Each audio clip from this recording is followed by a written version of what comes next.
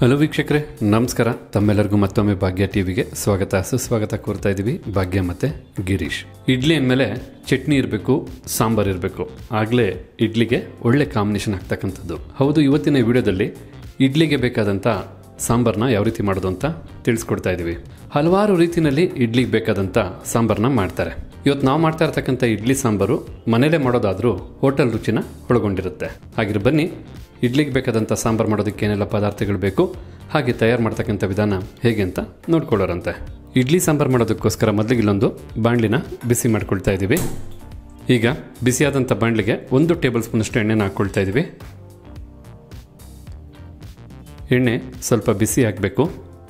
ಈಗಿಲ್ಲಿ ಬಿಸಿಯಾದಂಥ ಎಣ್ಣೆಗೆ 5 ರಿಂದ 6 ಖಾರದ ಮೆಣಸಿನಕಾಯಿ ಜೊತೆಗೆ 5 ರಿಂದ 6 ಬ್ಯಾಡಗಿ ಮೆಣಸಿನಕಾಯಿನ ಹಾಕಿ ಲೋ ಫ್ಲೇಮಲ್ಲೇ ಈಗ 1 ನಿಮಿಷಗಳ ಕಾಲ ಈ 2 ಮೆಣಸಿನಕಾಯಿನ ಹುರ್ಕೋಬೇಕಾಗತ್ತೆ.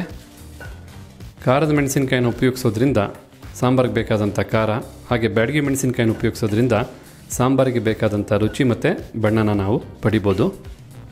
ಈ ರೀತಿ ಮೆಣಸಿನಕಾಯಿನ 1 ನಿಮಿಷ ನೀವು ಲೋ ಅಥವಾ ಮೀಡಿಯಂ ಫ್ಲೇಮಲ್ಲೇ ಚೆನ್ನಾಗಿ ಹುರ್ಕೋಬೇಕಾಗತ್ತೆ. ಈಗ ಇಲ್ಲಿ ಮೆಣಸಿನಕಾಯಿನ 1 ನಿಮಿಷ ಲೋ ಫ್ಲೇಮಲ್ಲೇ ಚೆನ್ನಾಗಿ ಹುರಿದಾಯಿತು.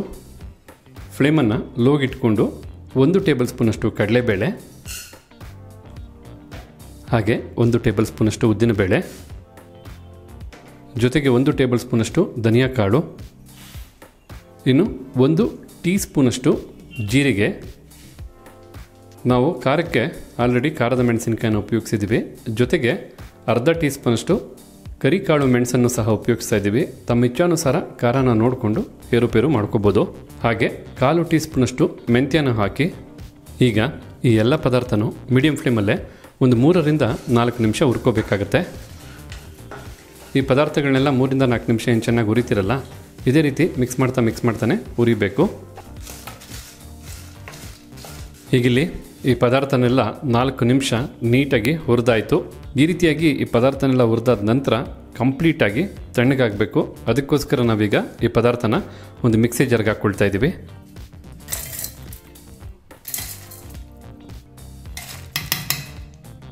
ಈಗ ತಾವಿಲ್ಲಿ ನೋಡ್ತಾ ಇರ್ಬೋದು, ಹುರಿದಂಥ ಎಲ್ಲ ಪದಾರ್ಥನೂ ಮಿಕ್ಸಿ ಜಾರ್ಗೆ ಹಾಕಾಯಿತು. ಸ್ವಲ್ಪ ಹಾಗೆ ಬಿಡೋಣ, ಕಂಪ್ಲೀಟಾಗಿ ತಣ್ಣಗಾಗಬೇಕು. ತಣ್ಣಗಾದ್ಮೇಲೆ ಇದನ್ನು ನುಣ್ಣಿಗೆ ರುಬ್ಕೊಬೇಕಾಗತ್ತೆ. ಈ ಒಂದು ಸಂದರ್ಭದಲ್ಲಿ 1 ಕಪ್ಪಷ್ಟು ಸಾಂಬಾರು ಈರುಳ್ಳಿ, ಚಿಕ್ಕದಾದಂಥ ಈರುಳ್ಳಿ, ಇದು ಖಂಡಿತ ಇಡ್ಲಿ ಸಾಂಬಾರಿಗೆ ರುಚಿ ಕೊಡ್ತಕ್ಕಂಥದ್ದೇ ಈ ಒಂದು ಈರುಳ್ಳಿ ಅಂತ ಹೇಳ್ಬೋದು. ಈಗ ಇದರಲ್ಲಿ ಅರ್ಧ ಕಪ್ಪಷ್ಟು ಮಾತ್ರ ನಾವೀಗ ಬಳಸ್ತಾ ಇದ್ದೀವಿ. ಈ ರೀತಿ ಈರುಳ್ಳಿನೂ ಹಾಕಾದ ನಂತರ 1 ಟೇಬಲ್ ಸ್ಪೂನಷ್ಟು ಎಣ್ಣೆನ ಹಾಕ್ಕೊಳ್ತಾ ಇದ್ದೀವಿ.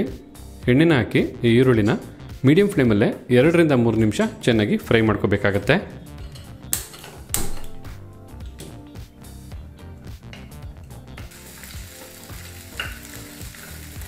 ಈಗಿಲ್ಲಿ ತಾವು ನೋಡ್ತಾ ಇರ್ಬೋದು, 3 ರಿಂದ 4 ನಿಮಿಷ ನೀಟಾಗಿ ಮೀಡಿಯಂ ಫ್ಲೇಮಲ್ಲೇ ಈರುಳ್ಳಿನ ಚೆನ್ನಾಗಿ ಫ್ರೈ ಮಾಡಾಯಿತು. ನಂತರ ಈಗ 1 ಟೊಮೊಟೊ ಹಣ್ಣನ್ನು ಈ ರೀತಿ ಚಿಕ್ಕದಾಗಿ ಕಟ್ ಮಾಡಿ ಹಾಕಿ ಈ ಟೊಮೊಟೊ ಹಣ್ಣನ್ನು ಈರುಳ್ಳಿ ಜೊತೆ 3 ರಿಂದ 4 ನಿಮಿಷ ಫ್ರೈ ಮಾಡ್ಕೋಬೇಕಾಗತ್ತೆ. ಈರುಳ್ಳಿನ ಎಷ್ಟು ಚೆನ್ನಾಗಿ ಫ್ರೈ ಮಾಡ್ಕೊಳ್ತೀರೋ ಅಷ್ಟು ಸೊಗಸಾದ ರುಚಿನ ಪಡಿಬೋದು. ಖಂಡಿತ ಈ ರೀತಿಯಾದಂಥ ಇಡ್ಲಿ ಸಾಂಬಾರಿಗೆ ಸಾಂಬಾರು ಈರುಳ್ಳಿನೇ ಉಪಯೋಗಿಸಿ ಮಾಡೋದ್ರಿಂದ ರುಚಿ ಬಹಳ ಸೊಗಸಾಗಿರುತ್ತೆ. ಈ ರೀತಿಯಾದಂಥ ಸಾಂಬಾರು ಈರುಳ್ಳಿ ಇಲ್ಲ ಅಂದರೆ ಬೇಕಿದ್ರೆ ನೀವು 1 ಅಥವಾ 2 ನಾರ್ಮಲ್ ಈರುಳ್ಳಿನೂ ಸಹ ಬಳಸ್ಬೋದು. ಈಗ ಇಲ್ಲಿ ಟೊಮೊಟೊ ಹಣ್ಣನ್ನು ಈರುಳ್ಳಿ ಜೊತೆ 3 ರಿಂದ 4 ನಿಮಿಷ ನೀಟಾಗಿ ಬಿಸಿ ಮಾಡಿ ಫ್ರೈ ಮಾಡಾಯಿತು. ಈಗ ಚೆನ್ನಾಗಿ ಹುರಿದಿರ್ತಕ್ಕಂಥ ಈರುಳ್ಳಿ ಮತ್ತು ಟೊಮೊಟೊ ಹಣ್ಣು ತಣ್ಣಗಾಗಬೇಕು. ತಣ್ಣಗಾಗ್ತಕ್ಕಂಥ ಈ ಸಮಯದಲ್ಲಿ ಈಗಿಲ್ಲಿ ಮತ್ತೊಂದು ಚಿಕ್ಕ ಕುಕ್ಕರ್ನ ಸ್ಟವ್ ಮೇಲೆ ಇಟ್ಟಿದ್ದೀವಿ. ಈ ಕುಕ್ಕರ್ಗೀಗ 1/4 ಕಪ್ ಅಳತೆಯ ತೊಗರಿ ಬೇಳೆನ ನೀಟಾಗಿ 1 ರಿಂದ 2 ಬಾರಿ ತೊಳೆದು ತದನಂತರ ಕುಕ್ಕರ್ಗೆ ಹಾಕ್ಕೊಳ್ತಾ ಇದ್ದೀವಿ. ನಾವಿಲ್ಲಿ 1/4 ಕಪ್ ಅಳತೆಯ ತೊಗರಿ ಬೇಳೆನ ಉಪಯೋಗಿಸ್ತಾ ಇದ್ದೀವಿ. ನೀವು ಬೇಕಿದ್ರೆ ತೊಗರಿಬೇಳೆ ಬದಲಿಗೆ ಹೆಸರು ಬೇಳೆನೂ ಸಹ ಉಪಯೋಗಿಸ್ಬೋದು, ಅಥವಾ ಎರಡನ್ನೂ ಮಿಶ್ರಣ ಮಾಡಿ ಸಹ ಉಪಯೋಗಿಸ್ಬೋದು. ನಂತರ ಈಗ 1 ಕಪ್ ಅಳತೆಯ ಅಂದರೆ 250 ml ನಷ್ಟು ನೀರನ್ನು ಹಾಕ್ಕೊಳ್ತಾ ಇದ್ದೀವಿ. ಹಾಗೆ ಸ್ವಲ್ಪ ಅರಿಶಿಣದ ಪುಡಿನ ಹಾಕಿ 1 ಟೀ ಸ್ಪೂನಷ್ಟು ಎಣ್ಣೆನ ಹಾಕಬೇಕಾಗತ್ತೆ. ಈಗ ಕುಕ್ಕರ್ಗೆ ಸೇರಿಸಿದಂಥ ಎಲ್ಲ ಪದಾರ್ಥನೂ ಚೆನ್ನಾಗಿ ಬೆರೆಯೋ ಹಾಗೆ ಒಮ್ಮೆ ಮಿಕ್ಸ್ ಮಾಡಿಕೊಂಡು ಕುಕ್ಕರ್ ಲಿಡ್ಡನ್ನು ಕ್ಲೋಸ್ ಮಾಡಿ 3 ವಿಸಲ್ ಬರೋವರೆಗೂ ಕೂಗಿಸ್ಕೋಬೇಕಾಗತ್ತೆ.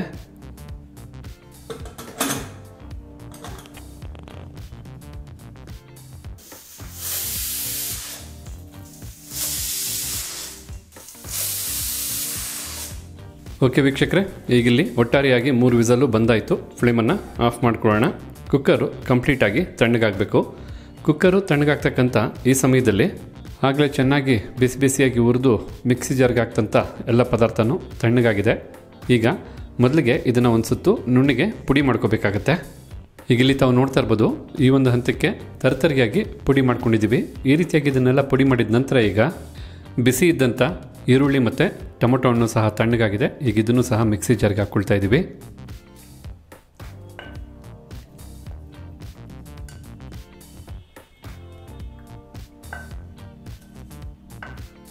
ನಾಲ್ಕರಿಂದ 5 ಟೇಬಲ್ ಸ್ಪೂನಷ್ಟು ತೆಂಗಿನಕಾಯಿ ತುರಿನ ಹಾಕ್ಕೋಬೇಕಾಗತ್ತೆ. ರುಬ್ಬೋದಕ್ಕೆ ಎಷ್ಟು ಬೇಕೋ ಅಷ್ಟು ನೀರನ್ನು ಹಾಕಿ ಈಗ ಇದನ್ನು ಬಹಳ ನುಣ್ಣಿಗೆ ರುಬ್ಕೊಬೇಕಾಗತ್ತೆ. ಈಗ ಇಲ್ಲಿ ತಾವು ನೋಡ್ತಾ ಇರ್ಬೋದು, ಈ ಒಂದು ಹದಕ್ಕೆ ನುಣ್ಣಿಗೆ ರುಬ್ಕೊಂಡ್ರೆ ಸಾಕಾಗುತ್ತೆ. ಖಂಡಿತ ಈ ಒಂದು ಮಸಾಲ ಪೇಸ್ಟು ನಾವು ಮಾಡ್ತಾ ಇರ್ತಕ್ಕಂಥ ಇಡ್ಲಿ ಸಾಂಬಾರಿಗೆ ಒಳ್ಳೆ ರುಚಿನ ತಂದು ಕೊಡುತ್ತೆ. ಈ ರೀತಿಯಾಗಿ ಪೇಸ್ಟನ್ನು ರುಬ್ಬಾದ ನಂತರ ಈಗ ಈ ಒಂದು ಸಮಯದಲ್ಲಿ ಕುಕ್ಕರು ಸಹ ತಣ್ಣಗಾಗಿದೆ. ಹಾಗೆ ತಾವಿಲ್ಲಿ ನೋಡ್ತಾ ಇರ್ಬೋದು, ಬೇಳೆನೂ ಸಹ ಬಹಳ ಚೆನ್ನಾಗಿ ಬೆಂದಿದೆ. ಈಗ ಬೆಂದಂಥ ಈ ಬೇಳೆನ ಸ್ವಲ್ಪ ಮಸ್ಕೋಬೇಕಾಗತ್ತೆ, ಅಂದರೆ ಮ್ಯಾಶ್ ಮಾಡ್ಕೋಬೇಕು. ನೀರೇನಾದ್ರು ಹೆಚ್ಚಿದ್ರೆ ನೀರನ್ನ ಹೊರತೆಗೆದು ತದನಂತರ ಮ್ಯಾಶ್ ಮಾಡಿಕೊಂಡ್ರೆ ಉತ್ತಮ, ಭಾಳ ಚೆನ್ನಾಗಿ ಮಸ್ಕೋಬೋದಾಗ. ಈಗ ಇಲ್ಲಿ ತಾವು ನೋಡ್ತಾ ಇರ್ಬೋದು, ಬಹಳ ನೀಟಾಗಿ ಈ ಒಂದು ಅದಕ್ಕೆ ಮ್ಯಾಶ್ ಮಾಡಾಯಿತು, ಅಂದರೆ ಮಸ್ಕೊಂಡಾಯಿತು. ಈಗ ಇಡ್ಲಿ ಸಾಂಬಾರ್ಗೆ ಬೇಕಾದಂಥ ಒಗ್ಗರಣೆಯನ್ನು ಸಿದ್ಧ ಮಾಡ್ಕೊಳ್ಳೋಣ. ಇಡ್ಲಿ ಸಾಂಬಾರ್ಗೆ ಒಗ್ಗರಣೆ ಮಾಡೋದಕ್ಕೋಸ್ಕರ ಈಗಿಲ್ಲೊಂದು ಪಾತ್ರೆನ ಬಿಸಿ ಮಾಡ್ಕೊಳ್ತಾ ಇದ್ದೀವಿ.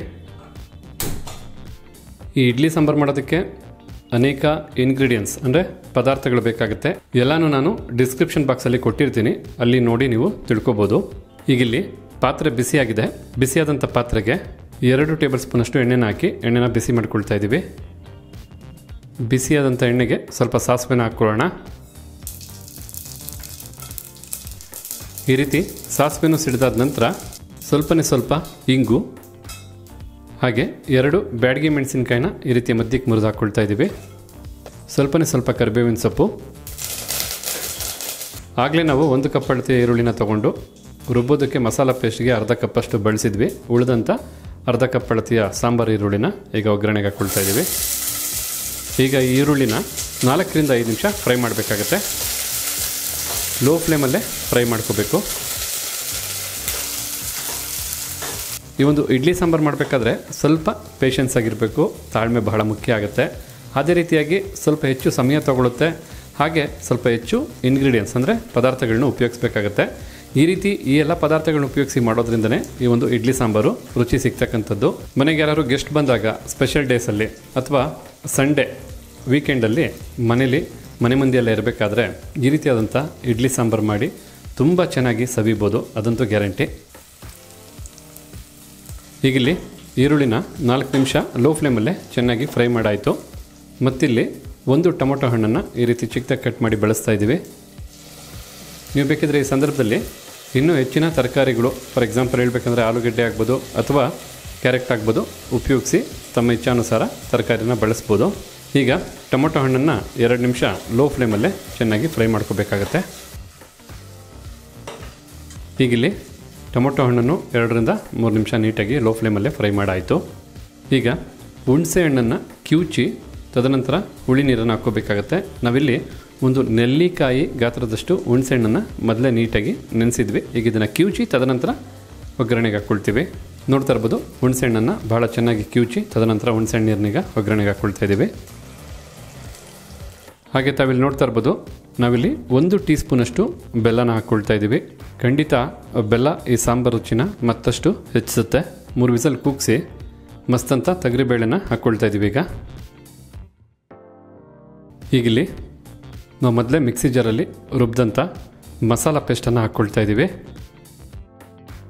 ಈ ರೀತಿಯಾಗಿ ಮಸಾಲ ಪೇಸ್ಟನ್ನು ಸೇರಿಸಾದ ನಂತರ ನಮಗೆ ಯಾವ ಅಳತೆಗೆ ಬೇಕೋ, ಯಾವೊಂದು ಹದಕ್ಕೆ ಬೇಕೋ ಆ ಅಳತೆಯಲ್ಲಿ ನೀರನ್ನು ಹಾಕ್ಕೋಬೇಕಾಗತ್ತೆ. ಅದಕ್ಕೋಸ್ಕರ ನಾವಿಲ್ಲಿ ಅರ್ಧ ಲೀಟ್ರಷ್ಟು ನೀರನ್ನು ಮಿಕ್ಸಿ ಜಾರ್ಗೆ ಹಾಕಿ ತದನಂತರ ಆ ನೀರನ್ನು ಪಾತ್ರೆಗೆ ಹಾಕ್ಕೊಳ್ತಾ ಇದ್ದೀವಿ. ನೀರನ್ನು ಹಾಕಾದ ನಂತರ ರುಚಿಗೆ ತಕ್ಕಷ್ಟು ಉಪ್ಪನ್ನು ಹಾಕಿ ಈಗ ಎಲ್ಲನೂ ಸಹ ಒಮ್ಮೆ ಚೆನ್ನಾಗಿ ಬೆರೆಸ್ಕೋಬೇಕು.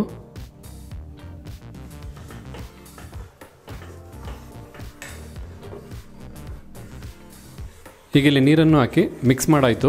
ಈ ಸಂದರ್ಭದಲ್ಲಿ ತಾವು ನೋಡ್ಕೋಬೋದು ಸಾಂಬಾರು ಯಾವೊಂದು ಹದಕ್ಕೆ ಸಿದ್ಧವಾಗಿದೆ ಅಂತ. ಇಲ್ಲಿ ಗಟ್ಟಿಯಾಗಿದೆ, ತುಂಬ ಗಟ್ಟಿಯಾಗಿದೆ. ಆದ ಕಾರಣ ನಾವು ಇನ್ನೂ ಸ್ವಲ್ಪ ನೀರು ಹಾಕ್ಕೊಳ್ತಾ ಇದ್ದೀವಿ. ಸಾಂಬಾರು ತೀರಾ ಗಟ್ಟಿಗೂ ಅಲ್ಲದೆ ತೀರಾ ತೆಳ್ಳಗೂ ಅಲ್ಲದೆ ಒಂದು ಹದಕ್ಕೆ ನೀಟಾಗಿ ಸಿದ್ಧ ಮಾಡ್ಕೋಬೇಕಾಗತ್ತೆ. ಈ ರೀತಿ ನೀರನ್ನು ಮತ್ತೆ ಹಾಕ್ಕೊಂಡ್ರೆ ಮತ್ತೆ ಮಿಕ್ಸ್ ಮಾಡ್ಕೋಬೇಕಾಗತ್ತೆ, ಮರಿಬೇಡಿ. ಈಗ ಈ ಇಡ್ಲಿ ಸಾಂಬಾರಿಗೆ ಬೇಕಾದಂಥ ಎಲ್ಲ ಪದಾರ್ಥನೂ ಪಾತ್ರೆಗೆ ಸೇರಿಸಾಯಿತು. ಈಗ ಇದನ್ನು 5ರಿಂದ 10 ನಿಮಿಷ ನೀಟಾಗಿ ಕುದಿಸ್ಕೋಬೇಕಾಗತ್ತೆ. ಮೀಡಿಯಮ್ ಅಥವಾ ಐ ಫ್ಲೇಮಲ್ಲೇ ಕುದಿಸ್ಕೋಬೇಕಾಗತ್ತೆ. ತಾವಿಲ್ಲಿ ನೋಡ್ತಾ ಇದ್ದೀರಾ ಇಡ್ಲಿ ಸಾಂಬಾರು ಈ ಒಂದು ಹದಕ್ಕೆ ಕಲರು ಬಣ್ಣ ಬಂದಿದೆ. ನಿಮ್ಗೆ ಇನ್ನೂ ಹೆಚ್ಚಿನ ಬಣ್ಣ ಬೇಕು ಅಂದರೆ ಇನ್ನೂ ಒಂದು 4-5 ಬ್ಯಾಡಗಿ ಮೆಣಸಿನ್ಕಾಯಿನ ಹಾಕಿ ಮಿಕ್ಸಿನಲ್ಲಿ ರುಬ್ಕೊಬೇಕಾಗತ್ತೆ. ಆ ಮಸಾಲ ಪದಾರ್ಥನೆಲ್ಲ ರುಬ್ಕೊಬೇಕಾದ್ರೆ ಬ್ಯಾಡಗಿ ಮೆಣಸಿನ್ಕಾಯಿ ಒಂದು 4-5 ಎಕ್ಸ್ಟ್ರಾ ಹಾಕಿ ನೀವು ಇಡ್ಲಿ ಸಾಂಬಾರನ್ನ ತಯಾರು ಮಾಡೋದ್ರಿಂದ ಖಾರ ಏನೂ ಹೆಚ್ಚಾಗಲ್ಲ. ಆದರೆ ಖಂಡಿತ ಇಡ್ಲಿ ಸಾಂಬಾರನ್ನ ಬಣ್ಣ ಮಾತ್ರ ಬಹಳ ಸೊಗಸಾಗಿರುತ್ತೆ. ಈಗ ಇಲ್ಲಿ ತಾವು ನೋಡ್ತಾ ಇರ್ಬೋದು ಒಂದು 8ರಿಂದ 10 ನಿಮಿಷ ನೀಟಾಗಿ ಈ ಒಂದು ಇಡ್ಲಿ ಸಾಂಬಾರನ್ನು ಕುದಿಸ್ಕೊಂಡಿದ್ದೀವಿ. ಈ ಒಂದು ಸಂದರ್ಭದಲ್ಲಿ ಸ್ವಲ್ಪ ಮೇಲೆ ಕೊತ್ತಂಬರಿ ಸೊಪ್ಪನ್ನು ಹಾಕ್ಕೋಬೇಕಾಗತ್ತೆ. ತದನಂತರ ಫ್ಲೇಮನ್ನು ಆಫ್ ಮಾಡ್ಕೋಬೇಕಾಗತ್ತೆ. ಈ ರೀತಿ ಕೊತ್ತಂಬರಿ ಸೊಪ್ಪನ್ನು ಹಾಕಿ ಒಮ್ಮೆ ಮಿಕ್ಸ್ ಮಾಡಿಕೊಂಡ್ರೆ ಸಾಕು. ಈ ರೀತಿಯಾಗಿ ಚೆನ್ನಾಗಿ ಮಿಕ್ಸ್ ಮಾಡಿದ ನಂತರ ತಾವಿಲ್ಲಿ ನೋಡ್ತಾ ಇರ್ಬೋದು ಇಡ್ಲಿ ಸಾಂಬಾರು ಸೂಪರಾಗಿ ಸಿದ್ಧವಾಗಿದೆ. ತೀರಾ ತೆಳ್ಳಗೂ ಅಲ್ಲದೆ ತೀರಾ ಗಟ್ಟಿಗೂ ಅಲ್ಲದೆ ಒಂದು ಹದಕ್ಕೆ ತುಂಬ ಚೆನ್ನಾಗಿದೆ. ತಮ್ಮ ಇಚ್ಛಾನುಸಾರ ಯಾವ ರೀತಿ ಬೇಕಾದ್ರೂ ಮಾಡ್ಕೋಬೋದು. ಹಾಗಿದ್ರೆ ನೋಡ್ಕೊಂಡ್ರಲ್ಲ ಯಾವ ರೀತಿಯಾಗಿ ಇಡ್ಲಿಗೆ ಬೇಕಾದಂಥ ಸಾಂಬಾರನ್ನ ಬಹಳ ಸೊಗಸಾಗಿ ಮನೆಯಲ್ಲೇ ಮಾಡ್ಕೋಬೋದು ಅಂತ. ಖಂಡಿತ ಇವತ್ತಿನ ಈ ಇಡ್ಲಿ ಸಾಂಬಾರು ರೆಸಿಪಿ ತಮಗೆಲ್ಲರಿಗೂ ಇಷ್ಟ ಆಗಿದೆ ಅಂತ ತಿಳ್ಕೊಂಡಿದ್ದೀನಿ. ಇಷ್ಟ ಆಗಿದ್ರೆ ವಿಡಿಯೋಗೊಂದು ಲೈಕ್ ಮಾಡಿ, ಜೊತೆಗೆ ತಮ್ಮ ಅನಿಸಿಕೆ ಅಭಿಪ್ರಾಯ ಏನಿದೆ ಅನ್ನೋದನ್ನು ತಿಳಿಸೋದನ್ನು ಮರಿಬೇಡಿ. ಇದೆಲ್ಲದಕ್ಕಿಂತ ಹೆಚ್ಚಾಗಿ ಈ ವಿಡಿಯೋನ ಮತ್ತೊಬ್ಬರಿಗೂ ಹೆಲ್ಪ್ ಆಗೋ ಹಾಗೆ ಶೇರ್ ಮಾಡಿ ಅಂತ ಹೇಳ್ತಾ ತಮಗೆಲ್ಲರಿಗೂ ಧನ್ಯವಾದನ ತಿಳಿಸ್ತಾ ಇದ್ದೀವಿ. ಭಾಗ್ಯ ಮತ್ತು ಗಿರೀಶ್. ಮತ್ತೊಂದು ಹೊಸ ವಿಡಿಯೋದಲ್ಲಿ ಹೊಸ ರೆಸಿಪಿ ಜೊತೆ ತಮ್ಮನ್ನ ಭೇಟಿ ಮಾಡ್ತೀವಿ. ಅಲ್ಲಿವರೆಗೂ ನಮಸ್ಕಾರ ವೀಕ್ಷಕರೇ.